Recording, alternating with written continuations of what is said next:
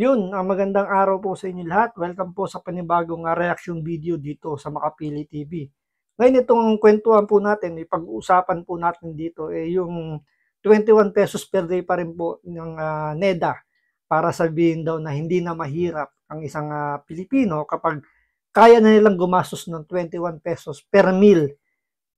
So sa pang-araw-araw na 21 pesos per meal na gastusin ng isang Pilipino, hindi na pwedeng o hindi sila maituturing na mahirap. Pero kinontra po yan ng Philippine Statistic Authority dahil sa kanilang computation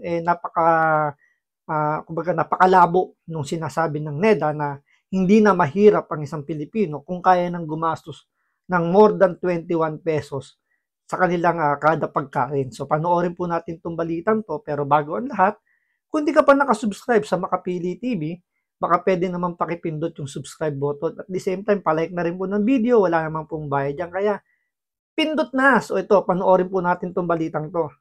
Todo tipid pero masustansya ba? Mismong ang Philippine Statistics Authority ay nakukulangan sa 64 pesos na food budget sa isang araw para sa isang tao. Ang isang grupo nga hinamon pa si NEDA Secretary Arsenio Balisacan na pagkasyahin ang budget sa palengke. Nasa frontline ng balitang yan si JC Cosico.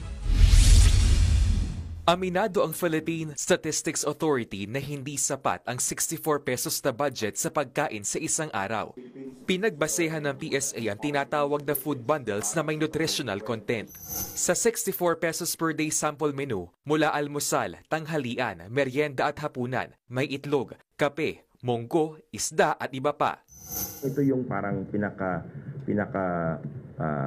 basic least cost. Hindi pwede na bibilin yung pagkain sa karinderya. Kasi pag binili mo yung pagkain sa karinderya, may services component yun eh. So hindi siya least cost. So kailangan niluluto. Ang PESA, Which is totoo yun. Kung sa karinderya mo, kukunin yung pagkain mo.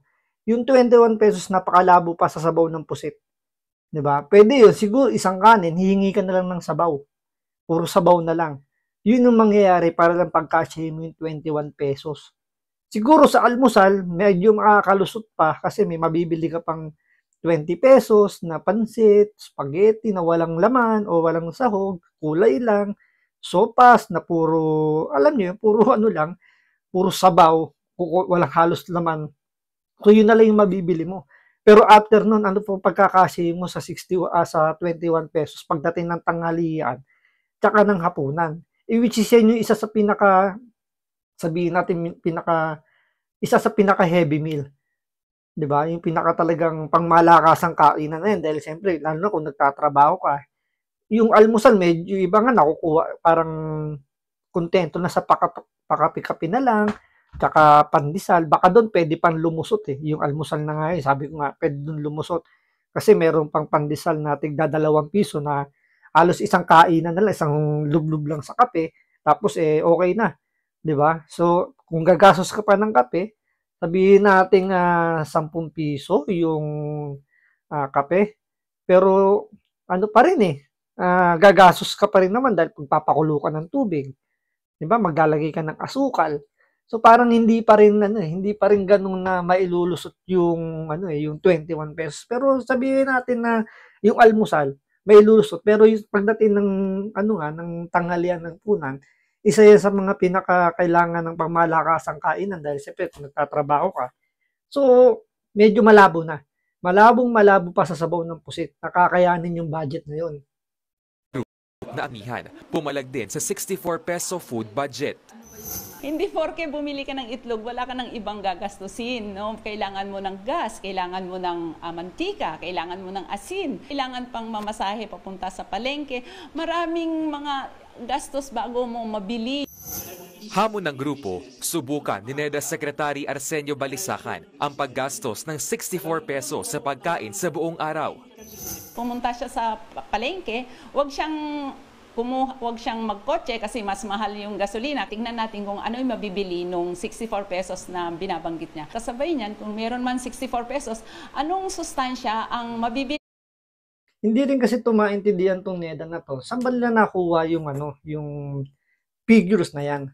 'Di ba parang napakatanga naman itong NEDA secretary na to na Diyos ko, hindi ba siya nanonood ng balita? Hindi ba siya nakikinig sa pag may meeting ang gabinete ni Marcos? Hindi ba niya naririnig kung magkano yung mga presyuhan ngayon? Di ba?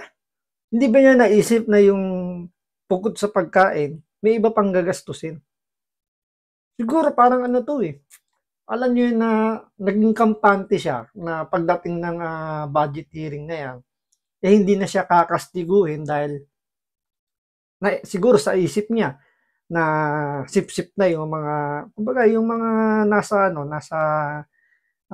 budget hearing na yan, yung mga babalangkas ng budget nila, eh mga ano na, mga kapanalig na ni Bongbong Marcos, sumasamba na kay Bongbong Marcos, eh hindi na siya bubusisiin. Siguro nagulat siya nung biglang binususi, and nagkabiglaan, nabanggit niya na talagang sa report nila na kahit naman siya aminado na kailangan ng i-review yung threshold na yun, pero yun pa rin yung inireport niya. Diba kung sana gumamit man lang siya ng isip na alam niyang aatin siya ng budget hearing at bubusisiin talaga o marami itatanong doon, sana ni-review niya muna. Pwedeng ano rin eh, baka hindi nga rin niya sinabi sa presidente yung i-report niya dahil alam naman siguro niya na kumbaga parang hindi naman interesado si Bongbong Marcos na marinig yung mga report nila dahil ano eh, kumbaga ibinigay na ni Marcos yung diskarte sa kanila na trabaho niya yan, kayo na dumiskarte. Di ba may ganung pronouncement si Bongbong Marcos kaya nga siya kumuha doon ng mga secretary. Is alam na nila yung gagawin nila. So, hindi na kailangan i-supervise. So, kaya ganyan nangyayari. Puro palpak yung mga report. Tulad na lang ng flood control ng DPWH na naniwala siya sa ni-report ng DPWH na 5,500 na yung flood control project na natapos sa administrasyon niya. Eh, nabulaga siya nung biglang binaha ang buong Metro Manila. So, nakikita natin dito na ang presidente natin hindi hands-on. Walang pakialam sa mga nire-report ng mga departamentong hawak niya. Tulad nitong NEDA, under po ito na executive department. So, wala rin siyang kaalam-alam na itong i-report ng NEDA. So, walang kaalam-alam yung presidente. Blanco siya. Kaya hanggang ngayon, hindi nagsasalita. Dapat nga, ini-interview na ngayon yung presidente. Hinihingyan na ng paliwanag kung alam ba niya yung mga pinagsasabi ng mga sekretary niya kasi mga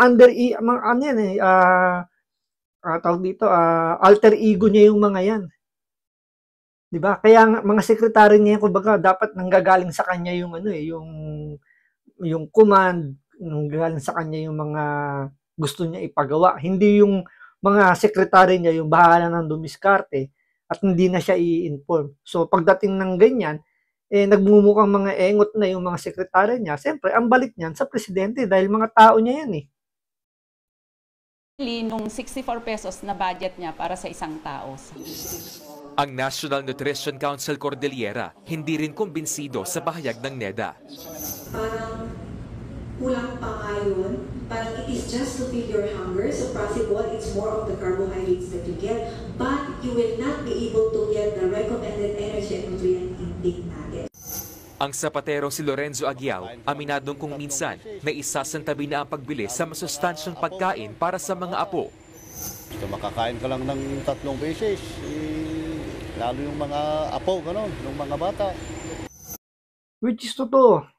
Talagang nasasakripisyo na yung kalusugan ng Pilipino. Ano ba yung nagiging tawag dito, yung alternative solution ng Pilipino para lang maitawid yung isang pagkain? Bibili ng instant noodles. Dahil yun yung pinakamura, pinakamasarap, so talo-talo na yun. So ganun yung nangyayari ngayon. So parang sinasabi ngayon ng mga taga-NEDA na mag-noodles na lang kayo para ma-reach nyo yung 21 pesos na budget para hindi kayo magmukhang mahirap. Kaya nga maganda yung naging hamon dito nung mga grupo na to na pumunta ka ng palengke. Secretary NEDA Secretary, pumunta ka ng palengke, bibigyan ka nila ng 21 pesos, tingnan natin kung ano yung mabibili mo sa halagang 21 pesos. At yun ang kainin mo sa loob ng isang buwan. para masabi mo sa sarili mo kung deserve ba ng mga kababayan natin na may hirap na Pilipino yung ganong presyo. 'Di ba? Kasi kayo, mayayaman kayo, may pera kayo eh. Afford nyo na gumastos ng mas malaki doon. Makain nyo yung gusto nyo makain. Eh, paano naman yung mga ordinaryong Pilipino na hindi naman ganun kalaki yan yung kinikita. So, subukan yung mamalengke.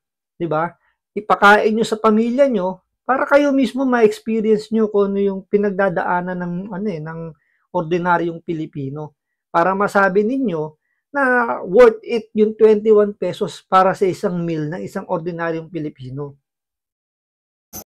Una nang sinabi ni Balisacan na kailangan nang i-review ang threshold o batayan ng pagiging mahirap. Ang Department of Trade and Industry naman, giniit sa pagdinig ng Kamara na pwedeng mapagkasya ang 64 pesos. Pwede raw mamili ng Isa pa tong taga-DTI na to. Talagang, alam yun, imbis na kastiguhin nila, alam na nila yan. Imposible naman mga hindi nila alam na hindi na kaya yung 21 pesos pero siguro sa utos sa kanila na ipagtanggol yung kanilang kasamaan sa gabinete, ipagtatakpan nila. Pakinggan ninyo kung ano yung pwedeng bilhin daw doon sa 21 pesos na budget ng NEDA para sa isang kainan ng isang ordinaryong Pilipino. desal, instant noodles, gatas at sardinas. Base po sa ating monitor. Gatas, pandesal. Kaya nabubuhay itong taga-DTI na to. Saan niya nakakuha na naman yung gatas pa lang magkano na? Paano mo matitimpla yung gatas kung hindi mo lalagyan ng asukal, pag di ka magpapakulo ng tubig? Sige nga, anong gatas yung pwede mong bilhin na magkakasya sa 21 pesos? Ng mga suggested retail price. Halimbawa po, ang sardinas, mga 15 to 20 pesos po ang isa. Oh, tingnan mo, sardinas pa lang, 15 to 20 pesos. Pero ang totoo, magkano ba sardinas ngayon? Hello, madam, wala na pong 20 pesos na sardinas ngayon. Siguro sa supermarket, pero isipin mo, gagastos pa yung bibili. Pupunta pa, gagastos ng pamasahe, tapos pupunta ka ng grocery para lang bumili ng isang latang sardinas. Medyo gamit naman po tayo ng konting utak po, di ba? Sige nga, ikaw, kaya mo bang bumunta ng isang grocery na bibili ka ng isang latang sardinas? Sige nga. Ang lata ng sardinas. Halimbawa po, ang tinapay po, mga 22 pesos po yung isang pirasong pandesal. Yung malaya po ang consumer mamili kung ano po yung kailangan. So, malaya raw mamili ang consumer kung ano yung kakainin niya araw-araw. So, pero parang diniktahan mo na, sinabi mo, mag-sardinas kayo, mag-instant noodles kayo, magpandesal kayo, yun ang kainin nyo araw-araw para mapagkasya ninyo. Yung ba yung malayang pagpili, sinasabi mo kung ano yung kailangan nilang kainin lang. Di ba? Kung malaya, dapat kung ano yung gusto nilang kainin, para pagkasya yun yung 21 pesos. Hindi yung nagbigay na kayo kung ano yung gusto nyo ibigay lang. So, ang tanong doon, masustansya ba yung noodles? Masustansya ba yung, sabihin natin yung sardinas, oo, medyo may sustansya po yun, pero anak ng teteng, alam nga naman araw-araw pakainin mo ng sardinas. Di ba? Kayo ba, kaya nyo kumain ng araw-araw itong nagsasalitang to? Kaya ba nyo kumain araw-araw ng sardinas, tsaka noodles, tsaka pandesal lang para pagkasya yung 61 pesos? I-take nyo yung challenge nung grupo na yan na mamalenggi kayo. Isang buwan, yun ang pagkagastosan ninyo. Tingnan natin kung kakayanin ninyo. Kailangan nila sa pang-araw-araw na bilihin. Ang PSA, planong i-adjust ang pamamaraan ng pagkuha nila ng datos sa 2025 para mas maging akma sa realidad. So, buti pa tong PSA, gumagamit ng utak no? Na kailangan na lang i-adjust talaga dahil sa taas na inflation ngayon, sa taas ng bilihin ngayon, hindi na uubra yung sinasabi nila. 'Di ba? Sa Metro Manila lang, magkano na ba ang sweldo? So, nag-range ng 13 to 15,000 a month. Ng isang minimum wage earner po yun. Isipin nyo lang, kung sabihin natin 15,000, magkano na yung pinaka-basic na upa ngayon ng bahay? Kung nangungupahan isa lang yung nagtatrabaho, tatlong tao sa isang pamilya. So, kung nangungupahan sa 15,000 na pera niya, magkano upa? 5,000? Nasabihin natin medyo maayos-ayos na bahay. So, may 10,000 pang matitira. Etong kasama nila, bata pa, ganyan. Sabihin natin hindi pa nag-aaral yan. Bata pa. So, pwedeng gumastos ng 1,500 per week sa pagkain. Tipid na yun. So, sa 4 na linggo, sa isang linggong gastos na 1,500, so 4 na linggo yun, so 6,000. So, plus 5,000 na renta is 11,000 na agad. Magbabayad ka pa ng kuryente, ng tubig, yung allowance mo pa sa pagpasok sa trabaho, kakain ka pa doon, di ba? So, ano pang matitira? Unless, kung dalawa kayo nagtatrabaho, mukhang kakayanin. Pero kung isa lang yung pagbabasihan na nagtatrabaho dyan, medyo mahirap yan. Mahirap yan insan. Kahit anong klase mong mekos-mekos dyan, ang hirap pagkasyahin yan. Di ba? Mabuti pa yung PSA nag-iisip, gumagamit ng utak, hindi kagaya ng DTI, tsaka nitong NEDA, na magpapogi lang para sabihin lang na hindi na nabawasan na yung may hirap sa Pilipinas para naman magpapogi lang kay Marcos. At alam naman nilang maniniwala si Marcos dahil nga mahinang nilalang nga, masyadong paniwalain. Dahil nakita nga nila na paniwala sila ng DPWH, baka umubra yung kanilang report, mapaniwala rin nila si Bongbong Marcos, kahit na magmukhang katatawanan na si Bongbong Marcos sa mga nire-report niya, gagawin para lang maging maganda or maging pogi sila sa tingin ni Bongbong Marcos. So, maraming salamat sa panonood. Ingat po kayo lagi. God bless.